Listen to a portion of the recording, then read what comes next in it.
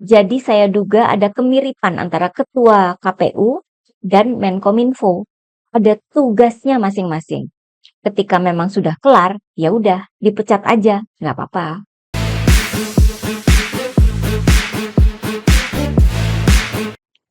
Hai teman-teman, jumpa lagi dengan saya Nina Nor.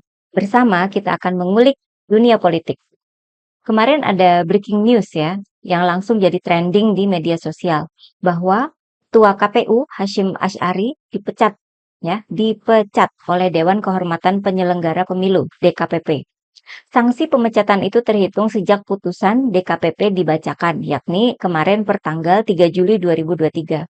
Pemecatan Hasyim Asy'ari ini memang sudah ditunggu oleh publik ya, karena sudah sering sekali Hasyim ini melakukan pelanggaran.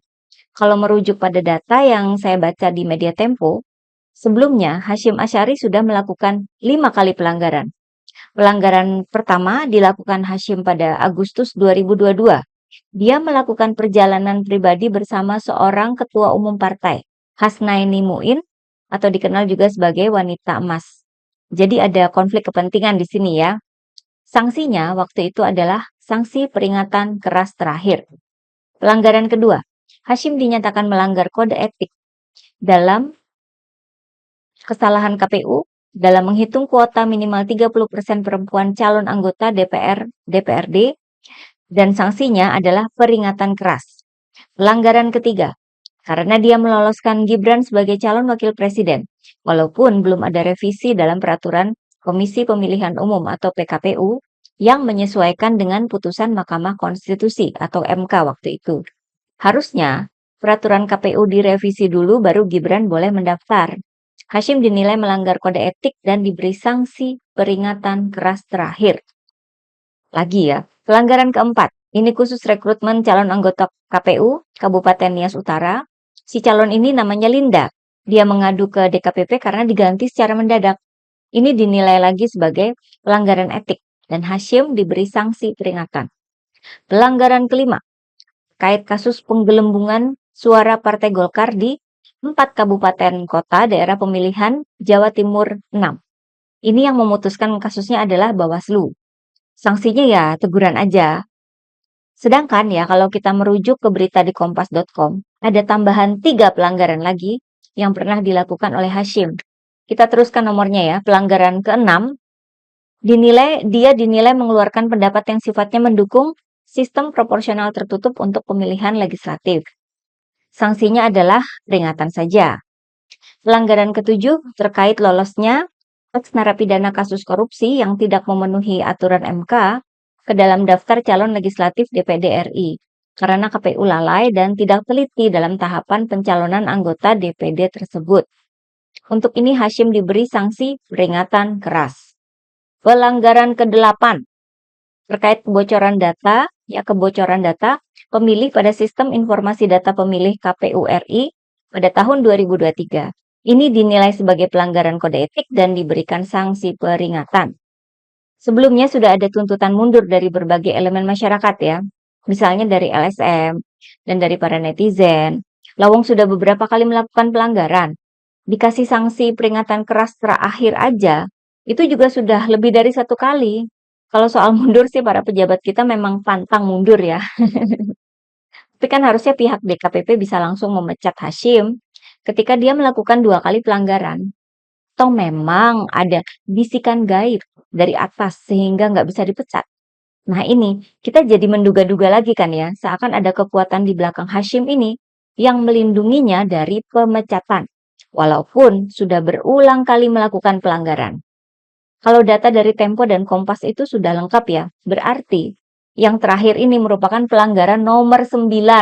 Gila ya, 9 kali melakukan pelanggaran baru dipecat. Yang terakhir ini kasusnya adalah tindakan asusila.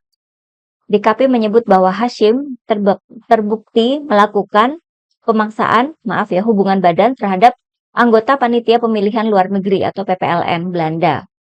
Melihat kasusnya ini kita jadi miris ya. Secara Hasyim Asy'ari ini kan jadi penceramah atau khatib salat Idul Adha di Semarang, Jawa Tengah. Barusan beberapa hari yang lalu. Waktu itu Presiden Jokowi juga salat Id di sana ya. Hasyim itu bicara soal sifat kebinatangan yang ada dalam diri manusia.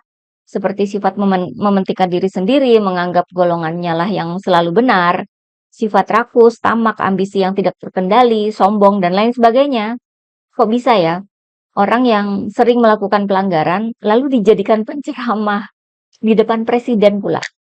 Tapi karena kita melihatnya dari kacamata politik ya, bisa jadi itu merupakan settingan sebagai momen yang memperkuat agar Hashim ini bisa dipecat karena perbuatan asusila. Jadi pemecatan itu tidak akan terkait dengan kasus Gibran dong ya. Nah, ini celahnya ya. Mengapa dipecatnya kok karena perbuatan asusila? Yang sebenarnya itu agak jauh ya dari soal pemilu. Padahal dalam pemilu 2024, persoalan paling besar dan bersejarah adalah lolosnya Gibran jadi peserta Pilpres yang dinilai oleh banyak pihak sebagai pelanggaran konstitusi dan kemunduran demokrasi oleh keluarga Jokowi. Kecurigaan kita juga bertambah ya, karena hari Minggu lalu, 3 hari sebelum dipecat, Hashim sebagai ketua KPU mengumumkan bahwa sesuai dengan putusan MA, calon gubernur dan calon wakil gubernur di Pilkada 2024 harus berusia 30 tahun per tanggal 1 Januari 2025. Berarti, seperti Gibran, Kaisang akhirnya lolos bisa ikut pemilihan karena adanya perubahan aturan. Yang kakak di MK, yang adik di MA. Ada pula netizen yang melihatnya begini ya, kalau ketua MK itu menyelamatkan kakak dulu baru dipecat, sedangkan ketua KPU katanya menyelamatkan adik dulu baru dipecat. Bedanya sih paman ketua MK itu kan nggak dipecat dari MK, hanya dipecat dari jabatannya saja. Hedeh, kita kayak menuju kerajaan Indonesia emas 2045 ya. Kalau melihat rentetan kejadiannya ya, seakan saat ini tugas utama Hashim itu sudah kelar. Tugas utama dalam tanda kutip ya, yakni meloloskan kedua putra mahkota. Sudah kelar itu tugasnya, makanya sudah bisa dipecat. Pada saat pelanggaran ke-9, bertele-tele ya baru dipecat. Karena menunggu tugas utamanya itu selesai, kelar, beres. Kan sekarang KPU tinggal meneruskan aja menyelesaikan pilkada ya. Kemenangan di pilkada bisa jadi sudah dipetakan dengan bekal pengalaman di Pilpres kemarin kan. Sudah ada kantong-kantong penerima bansos. Dalam tanda petik lagi ya. Ya udahlah, kita udah paham kok sama caranya. Tapi kemudian saya juga melihat ke isu lainnya ya. Nah ini. Dan saya kira sepertinya ada benang merahnya. Dalam video saya sebelumnya soal Menkominfo Budi Ari, saya berpendapat bahwa Budi Ari ini sedang direbus oleh Pak Jokowi terkait kasus serangan hacker ke Pusat Data Nasional. Dalam video itu saya berpendapat bahwa karena tugas Budi Ari sudah selesai, maka dia pun dibiarkan tertimbun ke dalam masalah serangan hacker ke Pusat Data Nasional ini. Direbus ya istilahnya, seperti kodok. Karena memang pengangkatan Budi Ari sebagai menteri dinilai berbagai pihak sebagai politik balas budi dari Presiden Jokowi. Bukan karena kemampuan Budi Ari sendiri ya. Kemampuan dan kualitasnya sebagai menteri kan jadi terlihat dalam kasus serangan hacker ini. Jadi kelimpungan ya. Data nggak di-backup, hanya pakai Windows Defender. Pasrah aja datanya hilang. Padahal anggaran buat Pusat Data Nasional itu mencapai 700 miliar rupiah. Itu artikel di cnnindonesia.com pas banget ya. Memakai gambar Bu Sri Mulyani seakan lagi tepok jidat. Kita rakyat Indonesia juga sama ya, tepok jidat juga. Duit segede itu, kalau diserahkan pada orang-orang yang ahli, yang pendapatnya sering jadi rujukan di berbagai media, itu pasti akan menghasilkan sesuatu yang mumpuni, yang hebat, yang tangguh. Bahkan bisa jadi biayanya nggak segede itu. Tapi kenyataannya kan gitu. Nggak tahu ini apa kuncinya sudah didapat dari hackernya ya. Katanya kan udah minta maaf, mau kasih kuncinya hari Rabu kemarin. Tapi saya nggak menemukan beritanya sih. Nah, kita juga nggak tahu itu beneran hackernya atau sok-sokan ngaku aja ya sebagai hackernya. Menterinya masih pusing. Nah, dalam video saya sebelumnya itu ya, saya menarik kesimpulan seperti itu. Bahwa karena tugasnya sudah kelar, maka Budi Ari dibiarkan saja tertimbun masalah. Kan selama heboh serangan hacker itu, hanya wakil presiden yang ada bicara ya. Waktu itu Pak Jokowi belum ada sama sekali bicara soal Pusat Data Nasional itu diserang. Pak Jokowi malah mengeluhkan soal ruwetnya izin konser di Indonesia. Beliau mengeluh soal yang lain. Padahal kalau ditimbang-timbang ya, masalah penyerangan ke pusat data nasional itu jauh lebih penting, jauh lebih urgent, jauh lebih berbahaya ketimbang soal izin konser. Pada hari Jumat tanggal 28 Juni lalu, baru Presiden Jokowi bikin rapat di Istana Negara soal serangan ke PDNS ini. Itu hari ke-9 sesudah Pusat Data Nasional diserang. Dihitung dari tanggal 20 Juni ya. Kemudian baru hari Rabu 3 Juli, Pak Jokowi bilang ke awak media bahwa serangan hacker ke Pusat Data Nasional terjadi di negara-negara lain, bukan hanya di Indonesia saja. Semuanya katanya akan dievaluasi. Ini serupa dengan apa yang disampaikan Menkominfo ke DPR RI. Katanya tidak ada di seluruh dunia yang tidak terkena serangan ransomware. Jadi sama ya cara ngelesnya. Seakan kita melihat bahwa Presiden Jokowi ini sedang melindungi anak buahnya agar tidak terlalu dipersalahkan oleh publik. Tapi itu mungkin dianggap kurang cukup untuk melindungi Budi Ari.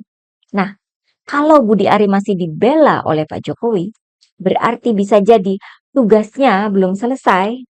Jadi saya duga ada kemiripan antara Ketua KPU dan Menkominfo. Ada tugasnya masing-masing. Ketika memang sudah kelar, ya udah dipecat aja, nggak apa-apa. Namun melihat blunder besar yang dilakukan oleh Budi Ari, yang mana blunder itu ternyata masih dibela oleh Pak Jokowi, sehingga timbul dugaan lagi bahwa pemecatan Ketua KPU ini bisa jadi merupakan pengalihan isu dari soal serangan hacker ke Pusat Data Nasional. Serangan hacker ini kan belum selesai, masih banyak diomongin di media sosial dan masuk berita media juga. Walaupun katanya akan ngasih kuncinya, ya ngasih kuncinya ke kita. Tapi ahli keamanan cyber kita memperingatkan soal janji manis hacker itu. Bahwa bisa jadi maksudnya hari Rabu itu Rabu 8,5 tahun lagi. Sesuai dengan hitungan mundur yang terlihat di situs terduga hacker itu.